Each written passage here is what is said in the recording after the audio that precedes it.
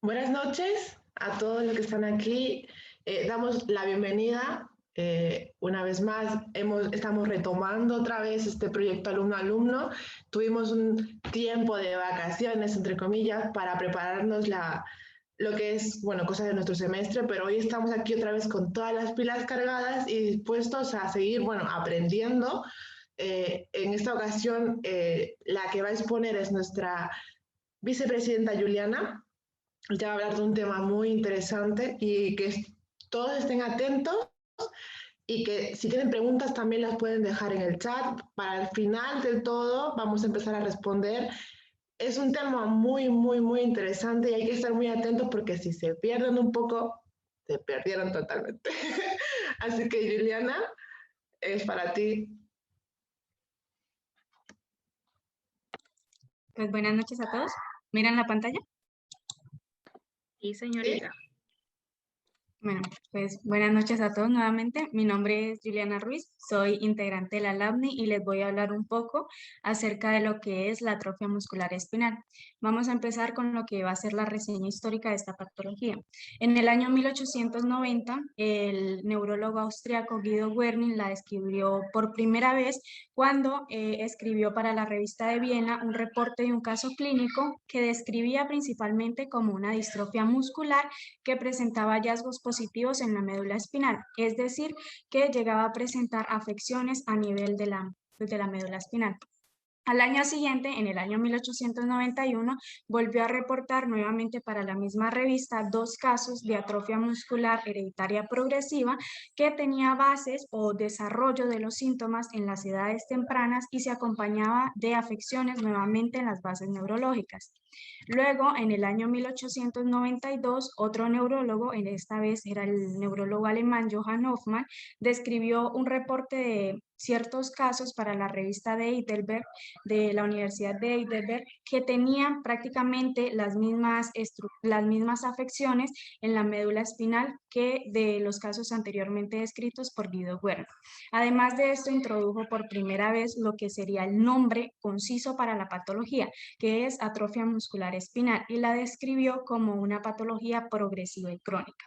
Luego, al inicio de los años 60, es decir, en el año 1960, los señores Byers y Banker la clasificaron en 3 tipos dependiendo de lo que sería la severidad y la edad de inicio de los síntomas. Luego, esta señora que vemos aquí abajo va a ser la señora Jude Melkin, que junto con su trabajo, con su grupo de trabajo, descubrió por primera vez dónde se localizaba el cromosoma que iba a estar afectado y cuál era el gen que producía la patología. Empezamos con una definición. Es una patología hereditaria, es decir, que nuestros padres, los padres se la van a pasar a sus hijos y sus hijos a sus hijos y así sucesivamente. Es una patología autosómica recesiva. Autosómica porque nosotros los seres humanos presentamos 23 pares de cromosomas, de los cuales el número 23 va a ser sexual y del número 1 al 22 van a ser los autosómicos. Entonces, cuando hablamos de una patología autosómica, es la que va a presentar afección de alguno de estos pares de cromosomas. Recesiva porque acaba un poco el complique. Vemos acá en esta imagen de abajo, un momento, por favor. Vemos acá en esta imagen de abajo, cuando hablo de una patología recesiva, se necesitan 2 alelos, ambos mutados para que el niño o la persona afectada recién empiece a mostrar los síntomas y los signos de la patología. ¿A qué me refiero con un alelo mutado? Normalmente, nuestros padres, a todos nosotros, nos heredan unos alelos. Nuestra madre nos hereda un alelo y nuestro padre otro alelo. Entonces, en este caso, la patología se necesitan que los dos estén mutados, que estén dañados o que estén afectados. Entonces, si el papá está afectado y le da ese alelo mutado a su hijo y la mamá igualmente está afectada y le da ese alelo mutado a su hijo va a presentar la patología. Pero hay otra variante, que es cuando uno de los dos está afectado y el otro completamente sano o le da un alelo normal. En ese caso, su niño sería portador, es decir, no va a presentar ninguna de los síntomas clínicos de la patología, no se va a expresar, sino que va a tener ese alelo y puede que sus hijos padezcan la patología. Se caracteriza por ser una enfermedad que presenta degeneración de las neuronas motoras alfa. Vamos a empezar con un poco de lo que es la médula espinal. La médula espinal va a tener dos sustancias, la gris y la blanca. La gris va a tener una forma de H o una forma de mariposa, dependiendo del libro en el que lo lean, y van a presentar dos astas posteriores, dos laterales y dos astas anteriores. En este caso, las neuronas motoras se van a encontrar en las dos astas anteriores. ¿Cuáles van a ser las funciones de las neuronas motoras alfa? Son alfa porque van a ser grandes. Estas neuronas van a tener la función de inervar todo lo que serían los músculos esqueléticos. Recordemos que los esqueléticos son los que hacen parte de los músculos que movemos voluntariamente, es decir, como los músculos de los miembros superiores, los músculos del tórax y los músculos de los miembros inferiores. Entonces, cuando hablo de degeneración es que las neuronas van a empezar a morir o van a empezar a perder funcionalidad. Entonces, si va a haber una degeneración de las neuronas motoras, no va a haber una inervación correcta del músculo. Entonces, músculo que no se usa, músculo que se atrofia, pierde fuerza y empieza a perder tono muscular, en lo que entramos con una debilidad muscular. La incidencia de esta patología es de 1 entre 6.000 o 10.000 nacidos vivos, y en Estados Unidos se realizó un estudio en el que determinaba que una por cada 50 personas iba a ser portador, es decir, que tenía el gen pero no tenía la patología. Esta patología es la segunda causa de enfermedades hereditarias autosómicas recesivas y se debate entre el primer y el segundo puesto por ser la más mortal. Vamos con lo que es la genética y la causa. En este caso, el cromosoma que va a estar afectado va a ser el cromosoma 5. Este cromosoma 5 va a presentar un gen que va a ser el gen de la supervivencia de las neuronas motoras, o como sus siglas lo indican, van a ser el gen SME. Este va a estar localizado en lo que es el cromosoma 5, el brazo largo del cromosoma, de la región 12.2 a la 13.2. Entonces, la función de este gen va a ser producir una proteína, que como su nombre lo indica, se va a encargar de la supervivencia de las neuronas motoras. Además, se cree que llega a tener un gran papel en lo que sería el desarrollo de las neuronas y la funcionalidad de cada una.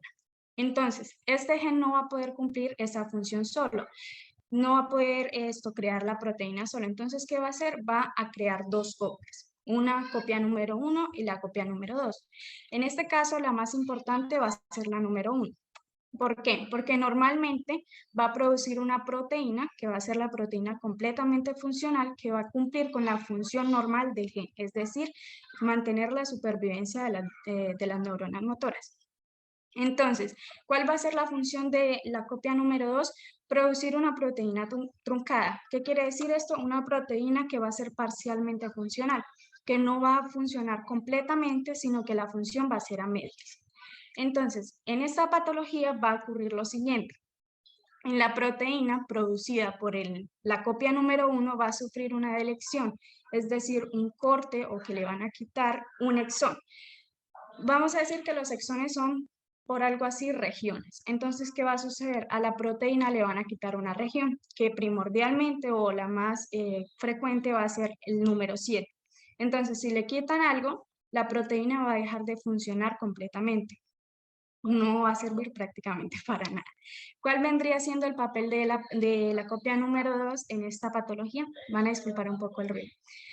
Va a ser las copias que está dentro. ¿Por qué? Porque se cree que dependiendo de las copias que hayan de las proteínas producidas por esta copia, va a variar mucho lo que van a ser la severidad de los síntomas que presente la patología. Además, en alrededor del 40 al 66% de los casos se presenta ausencia de este gen, que va a ser el gen XS263. Este gen va a tener como función producir una proteína llamada proteína inhibitoria de la apoptosis neuronal, como sus siglas NAI. Entonces, si va a haber una ausencia de esta proteína, pues, ¿qué va a pasar con nuestras células, con nuestras neuronas? Bueno, en el caso de la patología, ¿no? Entonces, las neuronas se van a programar por sí solas para empezar a morir, algo que normalmente no ocurre, porque como todos sabemos, si una neurona muere, empiezan a haber diferentes afecciones en cualquier parte de nuestro organismo. Hay otra teoría que indica que en la fase embrionaria, normalmente, el neuroectodermo primitivo va a producir un exceso de lo que serían los neuroblastos, que posteriormente van a madurar y se van a diferenciar en lo que serían las neuronas. Entonces, normalmente, del 45 al 70% de estos neuroblastos van a sufrir degeneración, es decir, no van a seguir madurando para cumplir su función, que van a ser formar neuronas. En esta patología va a haber un exceso de este proceso, es decir, no se va a detener, sino ese proceso de degeneración va a seguir, va a continuar. Entonces va a ir degenerando aún así las neuronas que ya fueron escogidas para, los neuroblastos que ya fueron escogidos para madurar y volverse neuronas. Vamos con la clasificación. En un principio y hasta la actualidad se clasifican en 3 tipos, aunque en algunos artículos menciona un 4º tipo, pero ya les iré explicando. ¿De qué va a depender de la clasificación? De la edad en la que inicien los síntomas y de la gravedad de los mismos. Entonces, la tipo 1 va a ser la más grave, va a iniciar los síntomas antes de los 6 meses y en el caso de las madres solamente el tercio de ellas dice o menciona que hay una disminución de los movimientos fetales en el último trimestre. Es decir, de que ellas observan que su niño no se mueve de igual manera o constantemente como lo hacía anteriormente. Bueno, vamos con lo que serían la sintomatología o la clínica de estos pacientes. El más clásico va a ser ausencia del sostén cefálico, es decir, de que el niño no va a tener la suficiente fuerza para mantener su cabeza para poder levantarla. Normalmente, los niños, usted los pone a partir de los 2 a los 3 meses boca abajo y ellos tratan de levantar la cabeza. A partir de los 5 a 6 meses, ellos ya empiezan a presentar la suficiente fuerza para poder mantenerla y controlarla por sí solos. En este caso, los niños no van a poder realizar eso. ¿Por qué? Pues por la disminución de la inervación. Además, van a presentar hipotonía muscular. ¿Qué es hipotonía? Disminución del tono muscular. Vemos acá unos brazos demasiado delgados, unas piernas demasiado delgadas. Además, la hipotonía muscular pues se va a acompañar de una disminución de la fuerza muscular. Normalmente a los bebés usted va a ponerle, yo sé que la mayoría lo hemos hecho, le pone el dedo índice o el dedo meñique en la manito y el niño lo aprieta. Normalmente lo aprieta. En este caso, los niños no van a poder realizar eso. ¿Por qué? Por la disminución de la inervación, como ya les había dicho. Otro signo clásico en esta patología van a ser las ancas de rana, que son las que vemos aquí. Estas ancas de rana va a ser un signo clásico porque va a mostrar lo que sería la desnervación de los miembros inferiores. ¿Y por qué se adopta esto? Porque los niños, al no poder mover las piernas, lo que van a hacer es optar por una postura flexionando las piernas y dejando los pies más cerca de lo que sería la línea media. Otro signo clásico van a ser que los hombros y los brazos van a estar más cerca de lo que serían el tórax, pero el antebrazo va a estar separado. Van a presentar también lo que serían las fasciculaciones linguales. Fasciculaciones van a ser movimientos anormales. Linguales, pues porque van a ser de la lengua. Además, van a presentar esta característica, esta morfología de la lengua. No encontré ninguna imagen en la que mostraran la lengua de los bebés, pero se dice que así más o menos tiene la forma. Entonces, ¿qué va a pasar? ¿Cuál es la importancia de estas fasciculaciones? Porque van a intervenir en todo lo que es el proceso de deglución y el proceso de alimentación de los niños. Entonces, ¿qué va a suceder? Cuando el niño no puede deglutir correctamente, ¿qué va a hacer? Poder pasar la comida. En este caso, los bebés lo que más consumen van a ser leche materna. Entonces, parte de ese resto de alimentos, ese resto alimenticio, se va a desviar por la tráquea y va a llegar a los pulmones provocando un proceso infeccioso y luego un proceso inflamatorio y así sucesivamente hasta desarrollar lo que sería una neumonía, que es una de las principales causas de muerte en estos niños. Otra característica va a ser el tórax en campana. Como lo vemos acá, se va a dibujar claramente una campana. ¿Por qué va a ser esto?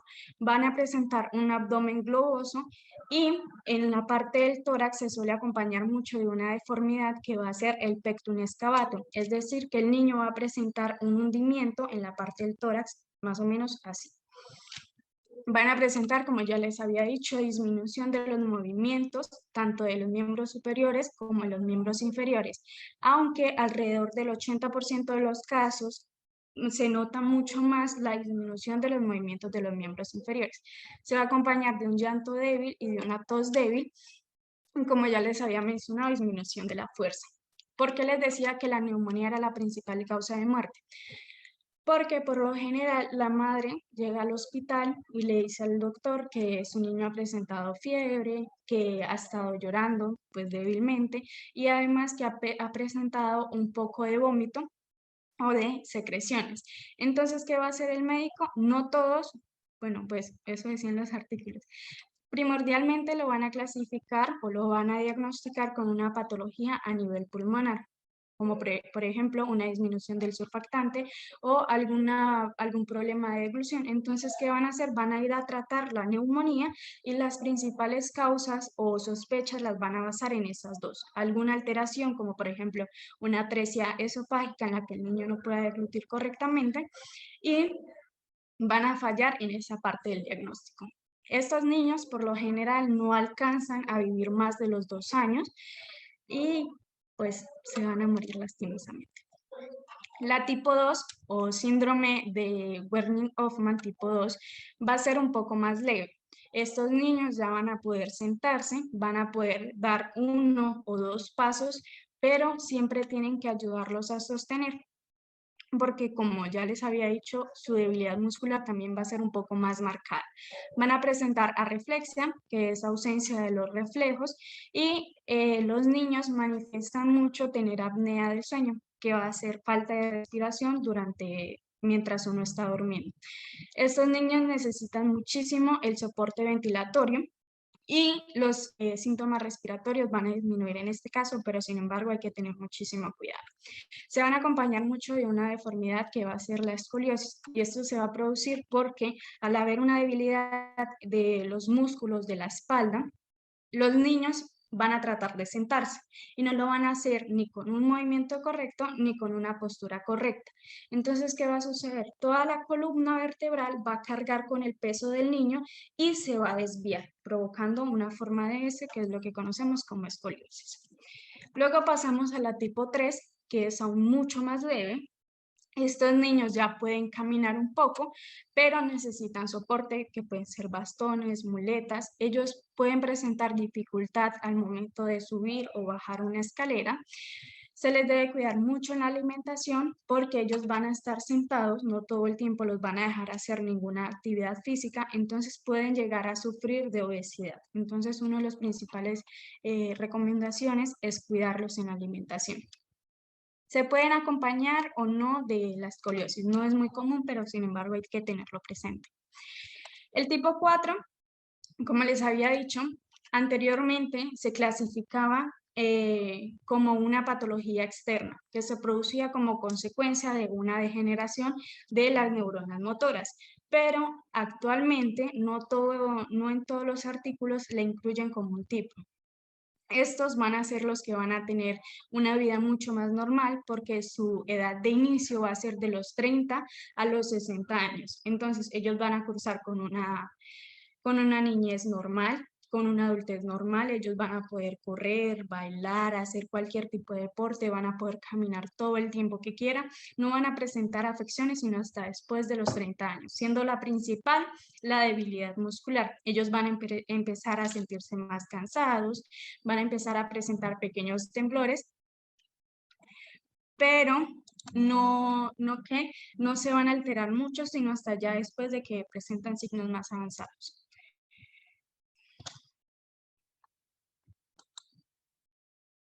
Un momento, por favor. Vamos con lo que sería el diagnóstico. El diagnóstico actualmente se utiliza mucho lo que es el estudio cromosómico, que es donde vamos a mostrar, se va a ver una delección del exón 7. No encontré una imagen que fuera muy específica, entonces por eso no la puse. Va a haber una delección del exón 7 en el cromosoma 5. Los otros dos estudios van a ver una electromiografía en la cual nos va a mostrar la inervación de los músculos esqueléticos. Es muy dolorosa, entonces vamos a observar una imagen parecida a esta. Va a haber fibrilaciones, que es inervaciones constantes, sin ritmo, así una tras otra. Luego de un momento a otro van a descender. Y de un momento a otro otra vez van a volver a subir y ya van a ser un poco rítmicas, volviendo a descender y así sucesivamente. La otra va a ser la biopsia muscular, la cual la característica principal va a ser el agrupamiento histoquímico. Como lo vemos aquí, va a haber un agrupamiento de los núcleos.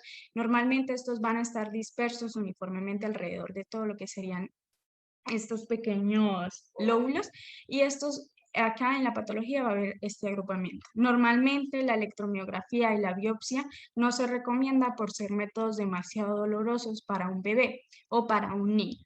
Entonces, ¿qué se recomienda? El estudio cromosómico. En caso de que no se pueda hacer un estudio cromosómico, los de elección van a ser estos dos. Vamos con el tratamiento. La parte un poco más fea es que actualmente no existe una cura o un tratamiento que haya mostrado demasiadas mejorías. Hasta el momento siguen siendo experimentales y los que he puesto es porque han presentado un pequeño alivio en lo que serían los síntomas. Las principales son medidas generales, que va a ser dieta rica en polipéptidos y aminoácidos, porque van a disminuir la cantidad de ácidos grasos libres, y una dieta baja en grasa, pues porque ya les había dicho que estos niños son muy propensos a sufrir de obesidad.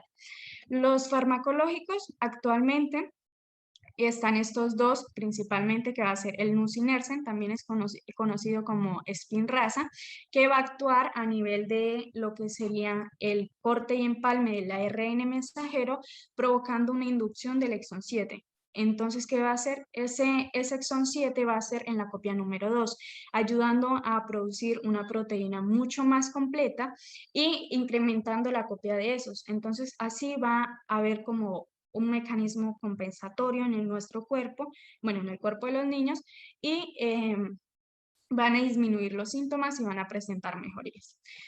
Esta sigue siendo experimental, que va a ser el Zolgensma. Se cree, han hecho experimentos en los cuales van a inyectar directamente el gen SMN a través de un virus. En los que más se ha hecho experimentos es en la familia de los adenovirus, los lentivirus y los retrovirus. El problema con estos tratamientos es que son demasiado costosos. La nusinersen cuesta alrededor de $125,000 la sola dosis, y el Zolgensma es el mucho más carísimo, cuesta alrededor de $2,1 millones, y estos siguen siendo experimentales. Ahora vamos con el caso clínico. ¿Alguien lo quiere leer? ¿O lo leo yo? Yo puedo leer si quiere. ¿Puedo? Sí, tranquilo. Ok. Se presenta un lactante de 4 meses, producto de la tercera gestación.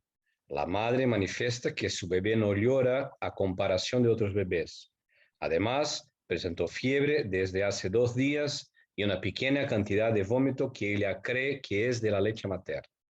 Al examen físico presenta marcada hipotonía muscular en los miembros superiores e inferiores, además de tener las piernas levemente flexionadas, anca de rana y ausencia de sostén cefálico.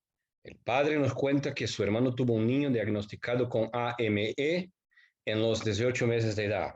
La madre dice que un primo fue diagnosticado con atrofia muscular espinal a los 45 años. Su madre cuenta que su primer hijo murió de neumonía a los 2 meses y que el otro hijo, producto de su segundo embarazo, tiene 8 años y es completamente sano. Pregunta, ¿cuál sería su principal sospecha? Segunda, ¿qué examen le ordenaría?